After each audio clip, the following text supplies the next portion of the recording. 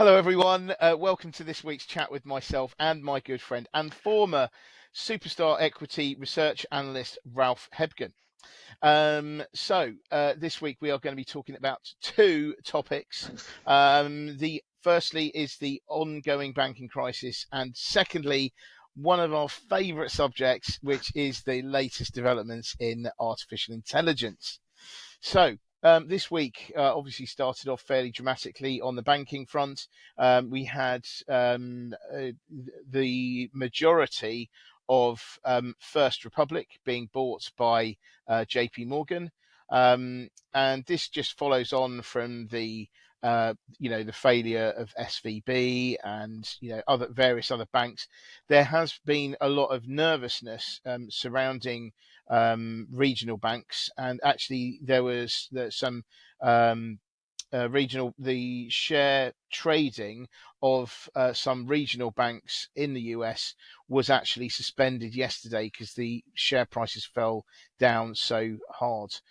So anyway, the thing is that at the beginning it was quite interesting because at the beginning of the week, Jamie Dimon of JP Morgan said that he felt that the purchase of First Republic signified the end of the mini the mini banking crisis, but clearly it wasn't. That wasn't the case, and yeah, I mean, I think that this has been something that is just not. It's refusing to go away. You've got people like the U.S. Treasury Secretary Janet Yellen, who she's been trying to talk it down. I mean, she was trying to talk it down a few weeks ago.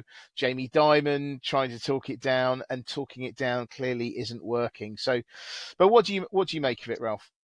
Well, I mean, before I launch into any commentary on that, I think I would like to ask you, you had an anniversary, did you not? Oh yeah, of course, of course. It I was, believe.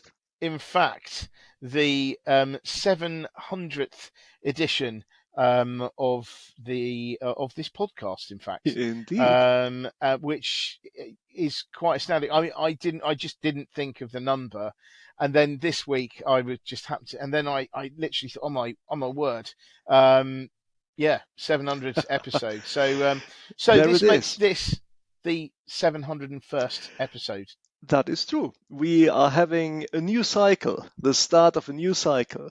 And just at the start of this new cycle, I would like to share some trivia on the number 701 with Brilliant. our audience. What Yes. I see here on the numerological website, which is hard to say and even harder to grasp what that is actually all about. It's number mysticism and woo woo, and Yes. these guys assign characteristics to numbers, would you believe it? And what they have to say about the number 701 is what I'm going to read out to you guys Nice. now. I'm It slightly says scared, but here, yeah.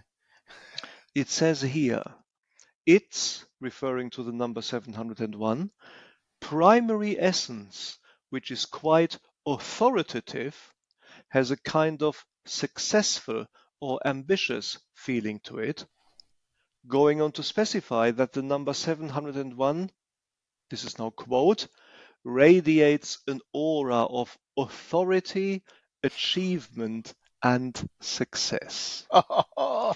I'm not making this up. It is there on the website. The numerological meaning Wow. of 701. I doubt everybody knows what that means, but you heard it here first. Well, Authority, achievement, and success. And here you are. And this is the number 701 of Peter's Whatscast. what's cast? Okay, The what's whatever. And cast? Yeah. maybe I should stop with this Yeah. now. No. Well, I mean, clearly that sounds like an extremely well-informed website. Indeed so. Um, yeah. I mean, it knows what it's talking about, doesn't it? It does So indeed. yeah. And so, with authority, I'm now going to launch into my commentary on the banking Yeah. crisis. I mean, Yes. obviously, this is all very difficult to unravel. We had the decline of SVB, and it had specific reasons why SVB went to the wall and was absorbed by a rescue lender. But then it followed on from there. We had some other dominoes falling. CSFB notably had to be rescued at a shotgun wedding with USB. And yes, CSFB did not have the same issues as SVB. It's a completely different bank, and Mm. CSFB has been ailing for a very long time. Indeed, you might have reason to say that it has been ailing for about 10 years before it got taken out by developments. Mm. But you see, that is the worry of that. It's the same cause. The cause is the fact that we are moving or have been moving from a very low interest rate environment, which was close to zero and often was zero for about a decade, to a period of very high inflation and commensurately very high interest rates. So it's the transition from zero to 3.5%, soon perhaps 400 basis points, 4%, which is taking place within the time span of a year. And that speed of the transition is catching out some of the banks. Now, normally you would think that high interest rates are good for banks, and this is Mm. true. It would be good for banks if it was uh, developed, or if banks moved into a different economic paradigm at a slower speed. So we have the same crisis, the same reason here, which took out various banks for different specific reasons. So there's one generic reason, and different banks were taken out for different reasons. So it doesn't really calm anybody much to say, well, SVB was a special case. Well, it wasn't a special case, it was a specific case which Mm. responded to a common dynamic in a different way than CSFB. Um, and this moves me on to First Republic, which again is a special case or specific case, but it is responding to the crisis in a different way. And unfortunately, it also had to be rescued by, in this case, JP Morgan. Now, First Republic, as far as I understand, basically had a composition of the deposit book which was not particularly good for it, because it had a lot of wealthy individuals which had deposits at a level above the guarantee, which I believe is $250,000. And when these people get frightened and take their money out, then that would be an issue. Now that specific issue was the issue for SVB. That was less of an issue for First Republic. First Republic Bank had a very large mortgage book running off the of the deposit book, as indeed all savings banks do. Um, but First Republic didn't have revenue diversification of any kind, you might actually say. So it was very much exposed to the adverse development of interest rates, and that is why it had to be rescued. And the reason why, the the specific reason why it had to be rescued in this way, I think adds fuel to the fire, because it is not specific enough for people not to develop a fear that this situation might actually be contagious and also be present at other banks which are not specific in their business model, such as SVB was. Mm. And of course, we've seen this already. We've seen some other savings and loans in America um, falling in share price by up to 40%. Now, this has reversed since then, but it is very much reminiscent of the first inklings of this crisis, which we have seen. So yeah, I don't know, Peter. What do you think? That's basically the just an explanation of what is happening here. Yeah. The question now, of course, in everybody's mind is there something which can be done to Yeah. stave the tide? Well, the thing is it seems to me so. Right, if we sort of wind back to, when SVB went under, I remember at the time they seemed to be a very swift reaction, with regard to, the regulators, and the banks. So the banks all got together. They they had a fund. They put together they had a whip round. They put something like $30 billion into the kitty. It was the regulators were saying, applauding everyone for what a great job they'd done. And then, yeah, I mean, I think, in saving banks and everything. I mean, I think that um, you then, I think at that point, there was a lot of talk. It was almost like that everyone was trying to talk down the situation. I think that the state desperately does not want to guarantee all deposits. There was pressure initially to do that, but they sort of, I think that they were thinking, well, look, we've got this solution that would probably work. So that looks good because the banks are looking good. We're looking good because we don't have to risk any taxpayer money. So everyone's a winner. But unfortunately, I think that and I wonder whether the Credit Suisse, the Credit Suisse UBS thing, I wonder whether that just chipped away again at everyone's confidence. But anyway, I mean, I know it's in a different part of the world, but still, it's just negative news flow on banks, isn't it? I mean, sometimes things are as simple as that. I mean, it shouldn't be, but it sometimes is. And anyway, so after that, we started seeing jitters, and we've seen it over the last week or so, and now, and here we are, here we are with yet another one. Hmm. So Yeah, I think. Sorry. no, go ahead. No, I was just saying. Absolutely, you're quite right. I think this crisis is, at least to some extent, psychological. Mm, I mean, to some extent, it wasn't. SVB wasn't psychological. They actually, I think, had a weakness in their risk control, because let's not forget, and we discussed this on the podcast several weeks ago, they, I believe, had classed some of the assets which they should have classed as mark to market as not mark to market. I mean, this sounds very technical, but in the end, it just basically means that if you have to liquidate assets and they're classified as valued as at 100, let's say, and then you have to liquidate them, sell them, and at the moment of selling they're only worth 60, then this is a risk which you have basically almost invited yourself, because you have been kidding yourself at how much your asset book is worth. mm, And so that was a weakness in risk control, to the extent that my analysis is indeed applicable to SVB. I don't believe that is an issue with First Republic. mm, It was just basically an ailing bank which has been taken out by adverse economic scenarios. Now, that unfortunately is not a statement which would calm the markets or which calm mm, investors. And to that extent, it might just simply be psychological. Now, it is psychological because we've seen, for example, banks like Republic Bank in California and another bank in Kansas, I believe, which has the name Republic, which have nothing to do with this bank whatsoever. They just have the same, they have just have the word Republic in its name, and mm, people were actually getting worried about that. They had to issue press releases saying, "Well, we've got nothing to do with this bank. It's mm, just the same words. We're sorry, we're just called Republic."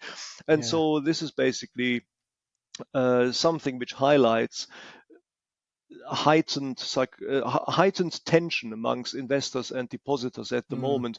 And the problem with this is that these tensions and heightened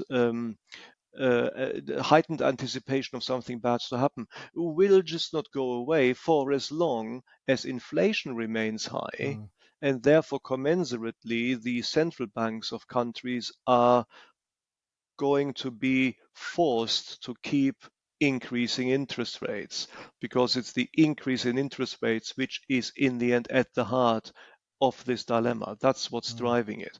mm, So in a sense, you could say once the situation normalizes and inflation is coming down, and commensurately that will remove the need for central banks to increase interest rates, the pressure on the banking systems in various countries is going to abate.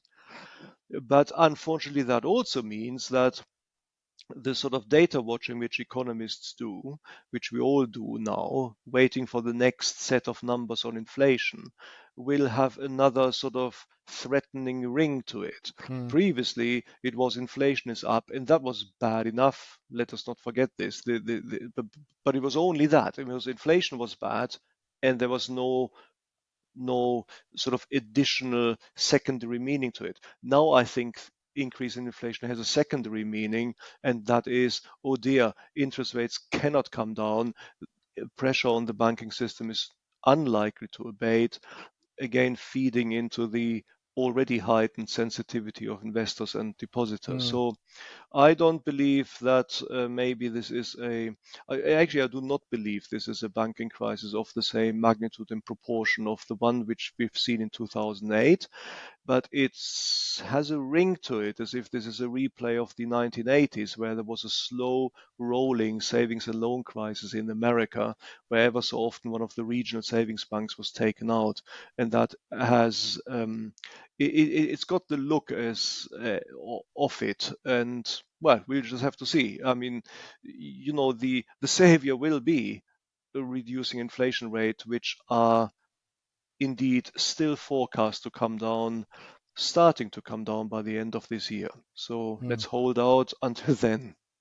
mm. No, absolutely. And like I say, I think that for me, the only way that this is going to stop, the jitters will truly stop, is if the government, the American government says, or Janet Yellen, U.S. Treasury Secretary says, right, we're going to guarantee all deposits, but then the problem is you can't really do that because it's too expensive. So and then so I mean, the next best thing is we're going to raise the ceiling of 250 grand to, Hmm. let's say, 500 grand.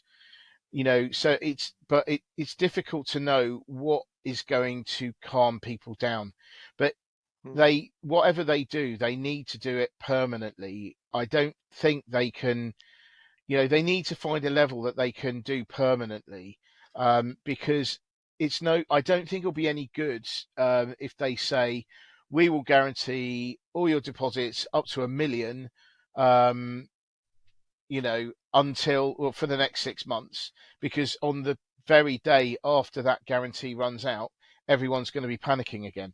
And you can, so I Yeah. think that, and actually, yes, there will be, there'll be an even bigger run there.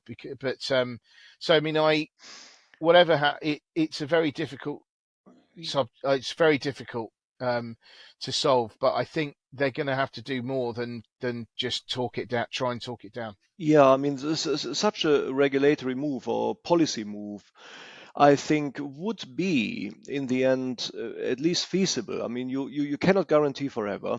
You Hmm. have to guarantee temporarily. But then you basically, like I said, it's inflation. It's rising inflation, Mm, commensurate necessity to increase interest rates, which is causing this dilemma. And so, therefore, a staggered policy response might help. You might mm, say, okay, we're going to guarantee everything up to, let's say, I'm inventing a number, $500,000 or so hmm. for the next 6 months. And then you just basically have to look at where inflation is then at that time. And if inflation is still Yeah. rising, then you could Mm, say, actually, we're going to extend this now for another 6 months. And you do this for as long as necessary. And then inflation is going to keep eventually inflation is going to start decreasing, mm, and that will remove the necessity to increase interest rates. And at that time, you can say, well, okay, the the temporarily heightened ceiling for deposits is now off, and we're going to go back to $250,000. mm, That mm. is possible. The extent to which this might, if it was indeed implemented, calm investors, well, depositors, and by extension investors, will will depend on the composition of particularly of specific banks' deposit book. So, in other words, if absurd example, 80% of one particular bank's deposits are above $500,000, then it will do nothing to raise the ceiling to $500,000 because it will only cover 20% of deposits. But of course, that is not the case, and we have numbers for this. We can pretty much analyze the composition of deposit books, and we would be able to select the ceiling in accordance with that analysis. Whether any of this will be done, I don't know. We're talking theoretical responses here, but that is certainly, I think, one way in which some level of confidence might be re-injected into the system. Fair enough. There we go. So, I mean, Joe Biden, if you're listening, yeah, yell it. as we know you do. Yeah, I mean, look, listen, the number 701 doesn't lie, right? So, no, doesn't lie. If they are listening, then clearly we've got a solution for you. Authority and wisdom. Yeah, and if they are listening, keep listening. Basically sit back, pin your ears back, and just let the gems flow in, right? So, because we're now going to talk about we're now going to talk about artificial intelligence. Yes. Oh well, I thought I'd leave it for you. Thank you. It gives me so much. It gives me so much pleasure to do that. There's been. It's incredible that ChatGPT. November last year absolutely exploded in terms of popularity, excitement, fear. All that, all of that, and it's meant that there's been a lot of soul searching, and we've got to a point where this week, in fact, on Thursday, the vice president had a big meeting with with the chief execs of the companies that are responsible for AI at the moment. Apparently, Joe Biden popped into the meeting just to ask anyone whether they knew where his garage door keys were. But it was like, I've left this folder in my garage. Anyone seen the keys? And anyway, so they had this meeting. I guess a lot was talked about, what the responsibilities are, what kind of guide rails there should be, because there aren't any at the moment.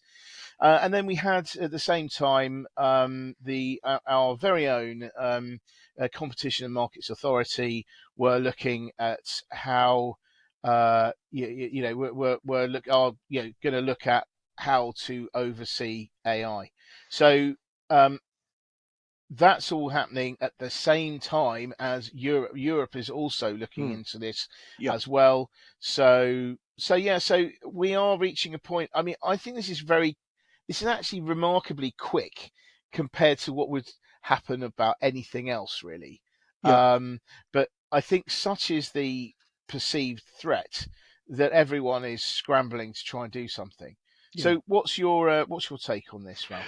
Well, first of all, Peter, do you know that 701 equals 1 to the 0 plus 2 to the 1 plus 3 to the 2 plus 4 to the 3 plus 5 to the 4? Did you know that? Yeah, actually I did. Yeah, I did know that. Yeah. Most people would know that, but I just thought I'd share that with you. Yeah, well, everyone knew that. It's probably trivial, but anyway, there it is. I mean, we all learn that in primary school, don't we? Yeah, cool. All right, fine, cool. Whatever.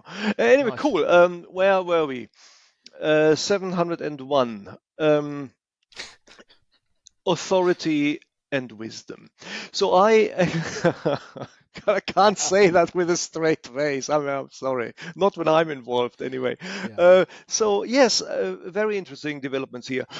To pick up your last thought, it is in fact true that this is actually happening rather quickly, which gives me confidence that this might actually go somewhere. Yeah. Because we discussed before, we are now on the steeper or steepening part. Actually, steepening is not a good word for this, but steeper part of the exponential curve in terms of exponential growth. Mm-hmm. Um, and many luminaries in the field, both academic and also entrepreneurs, have admitted that the speed of development of AI, to the extent that the large language models are now capable of doing what they are doing, has taken them by surprise. So even these guys have been taken by surprise, and some of these guys are of course also lobbying politicians. And if after just several uh, well, it feels like it's several months, but actually, to be fair to the politicians, the EU has taken 2 years over its upcoming AI law. So if only after 2 years at most we've seen regulation emerge, um, trying to trying to give guidelines to a rapidly new developing technology, that's actually not so bad.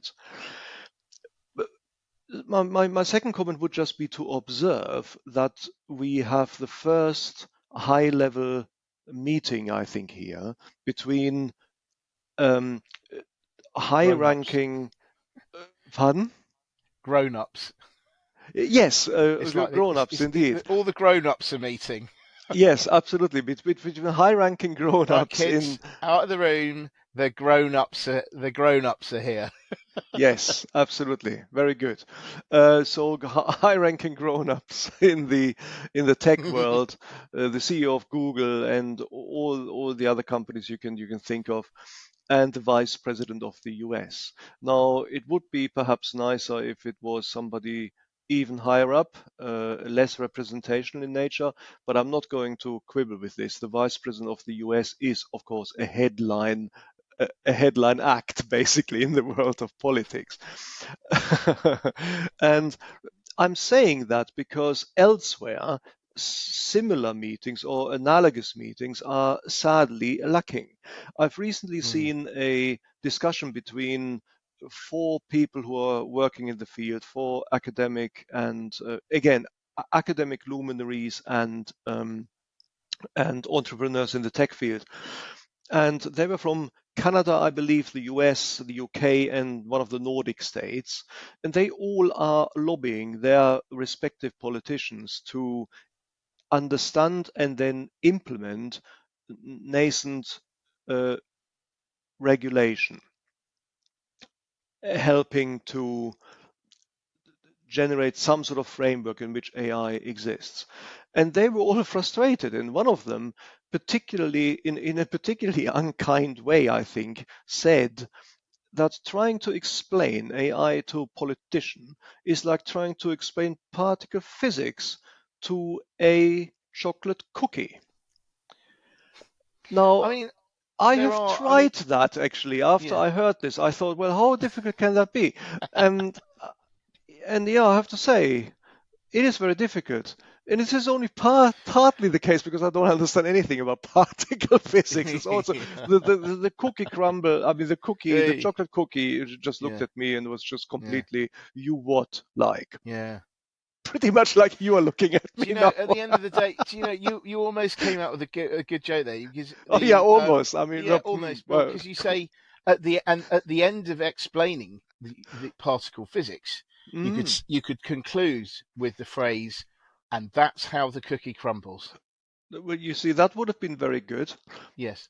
And but of course, this eludes me. I mean, please Yeah. remember, I am from Germany. I Of mean, course. humor is a novel concept for me. Yes. Yeah. Yeah. No, it's good. So anyway, so where Yeah. are we? It was. So basically, yes, the cookie crumbles, but it doesn't crumble very fast. Mm, In fact, it doesn't crumble at all. It is all very frustrating if you're a lobbyist. And what I found particularly uncomforting in this particular evidence from that video, which I saw, is that a lot of politicians just simply do not recognize the potential risks mm, which we are facing as societies with the development of AI.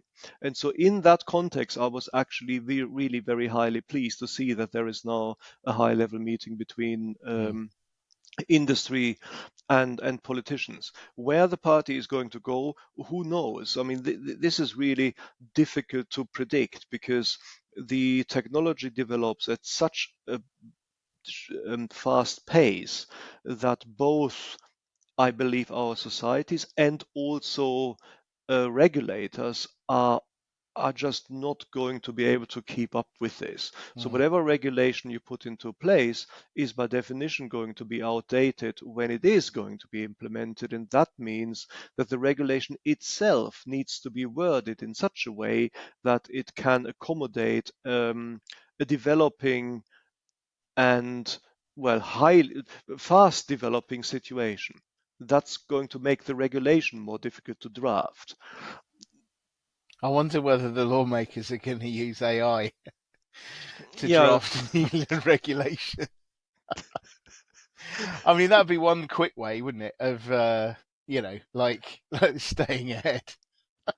it's actually it's actually not impossible if that they might actually do that. Yeah, they might Um, have to, might they? Yeah. But anyway, no, I think this is very important. There need to be guide rails put in place. I mean, I still think that there needs to be having guidelines is half of it, right? mhm, But the other part is the enforcement side. Because it's no good having sure. guidelines. Because if you have guidelines, some people will follow them. If you don't have to follow, if they're voluntary, no, not everyone will follow them. No. And then soon enough, if those who follow them feel they're losing out, then they lose interest. And so I think when they are brought in, something has to happen. There has to Yeah. be, as I think I've said this before, some kind of universal or group looking overseeing it and Yeah. being able to um, being able to punish those who break those rules. Well, yes. I mean, it has to be. Basically, it just has to be proper regulation. Yeah. I mean, if, for example, I mean, the regulation is everywhere. If you build an aircraft, then there are tons and tons of safety regulations which the providers of the various components and, of course, the engineers who are putting this together have to abide by. Mm, And then, of course, Boeing could say, well, unfortunately, this is looking very onerous and we can't actually build our aeroplane mm, quickly enough and it's not profitable enough, so we're not going to abide by this regulation.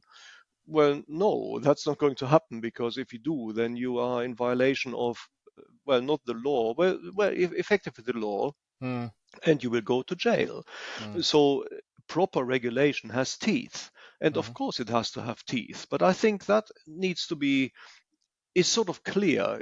But that's kind of why we need regulation. Regulation meaning not just guidelines, but actually proper regulations with teeth, which, for example, would say, well, if you develop an LLM, let's be specific. Snapchat.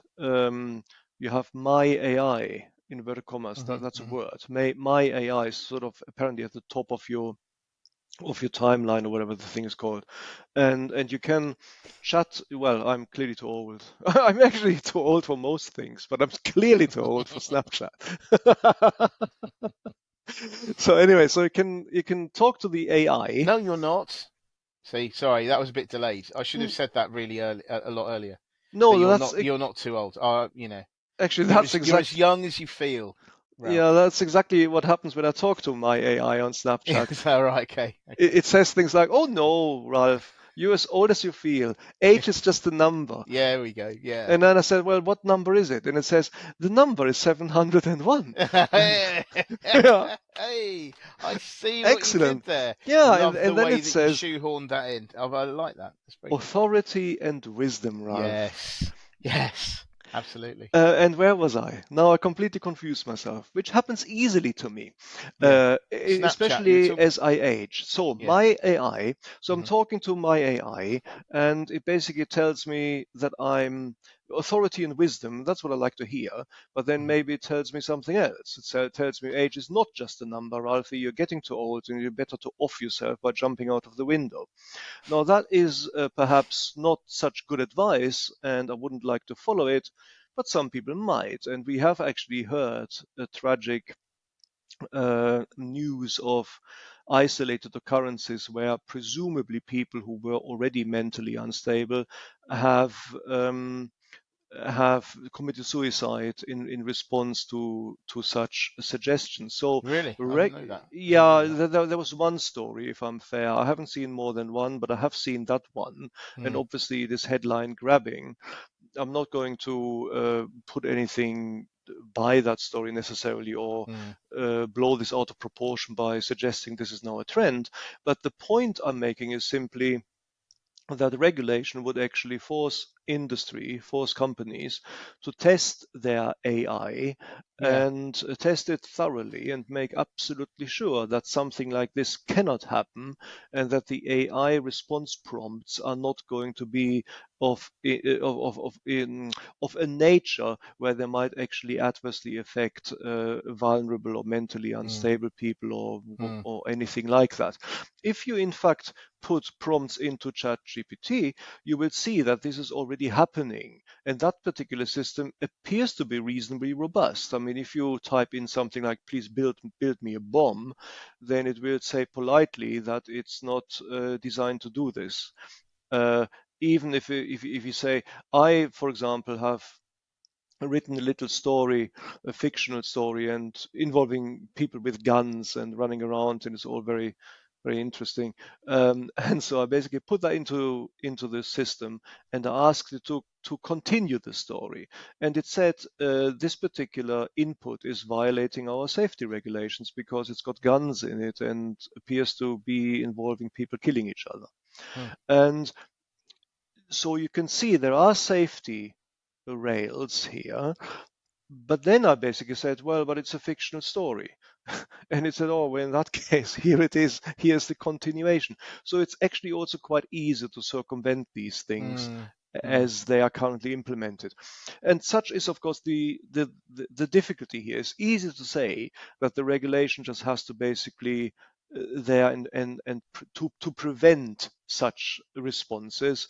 But if the LLM, the large language model, needs, it can be expected to be fit for purpose, then it cannot be too narrowly regulated. So there's going to be a trade-off between these two dynamics, but at the very least, I think it's going to have to be quality control, and companies will need to be forced to put the AI products which they're hoping to put into the market through a rigorous period of testing, yeah, just like the pharmaceutical industry yeah, is supposed to do this, or yeah. any other industry. And I don't believe Yeah, it that's is very going to be interesting, actually. particularly outrageous to call for regulation of Mm, AI in the same way as pretty much all other mm. industries are regulated. That's very interesting that you say that. But sort of like, in a way, like a sort of cyberspace version of the FDA, and you have Yes, different, having hmm, a specific approval process. exactly. Yeah, no, that sounds very good. But anyway, yeah, I think maybe we should leave it there. Hmm. I mean, I think there are 701 things that'll be under consideration after the meeting in America. And if you then combine them with what's been said in Europe and the Competition and Markets Authority in the UK, there's Yeah. definitely 701 things to talk about there. So, Well, um, I mean, I'm always the optimist, as you know. mhm. I do believe regulation is going to come. It's not going to be a perfect process. Nothing is ever perfect. Think of non-proliferation treaties of nuclear weapons, for example. That has Mm, worked. Has it worked perfectly? No, mm, but it has worked. So, I mean, let's just see. yeah, I believe that regulation will need to be implemented with authority and wisdom. Oh, yes, yes. yes. Loving it. I mean, that's just like that's a mic drop moment, isn't it? That Isn't it? which Boom. because you boom, yeah, boom. Boom. So on that note, we'll just say thank you very much for listeners and viewers for viewing and listeners for listening, and Ralph, of course, for dispensing the numerous nuggets of wisdom. So thank you very much indeed. Anyway, so here's to 299 more episodes. Cool. And Lovely. whereupon I shall definitely be having a party to which I will invite everyone. Can I I have come? no idea if anyone will turn up.